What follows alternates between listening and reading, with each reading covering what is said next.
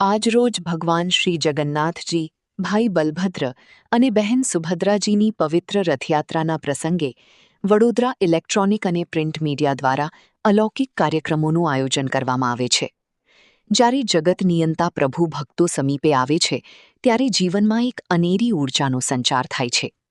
સતત 14 વર્ષથી ભગવાન શ્રી જગન્નાથજીની રથયાત્રાના પાવન અવસરે પત્રકાર મિત્રો દ્વારા શ્રી સત્યનારાયણ દેવની કથાનું આયોજન કરવામાં આવ્યું હતું, જેમાં મોટી સંખ્યામાં પત્રકારોએ જોડાઈને રાષ્ટ્રપરત્વેની ભાવનાને પરિપૂર્ણ કરવામાં બળ મળે એવા આશીષ મેળવ્યા હતા.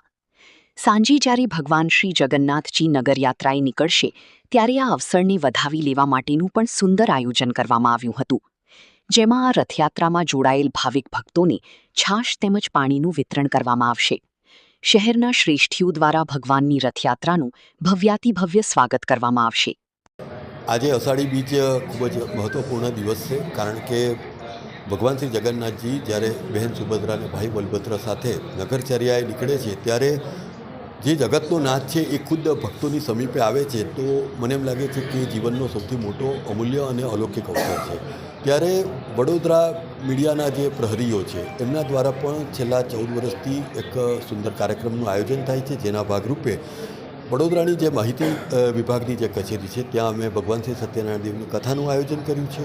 અને ત્યારબાદ જે નગરચર્યાએ ભગવાન નીકળશે તો આ રથયાત્રામાં હજારો જે રથયાત્રીઓ જોડાશે તો એમના માટે પણ અમે છાશનું વિતરણ કરવાના છીએ. અને એ પાછળનો મુખ્ય ઉદ્દેશ એ છે કે જ્યારે લોકતંત્રની ચોથી જાગીર એવા પત્રકારો જે સતત રાષ્ટ્ર અને સમાજના નિર્માણ માટે પોતાની જવાબદારીનું નિર્વહન કરે છે, ત્યારે અમારો પણ એ આશય એ છે કે જ્યારે પત્રકારોનું મનોબળ પણ ટકી રહે અને ભગવાન જગન્નાથજીના આશીષ ન માત્ર અમારી પર પરંતુ સમગ્ર રાષ્ટ્રની જનતા ઉપર વરસતા રહે એવા શુભ હેતુ સાથે અમે આ કાર્યક્રમનું આયોજન.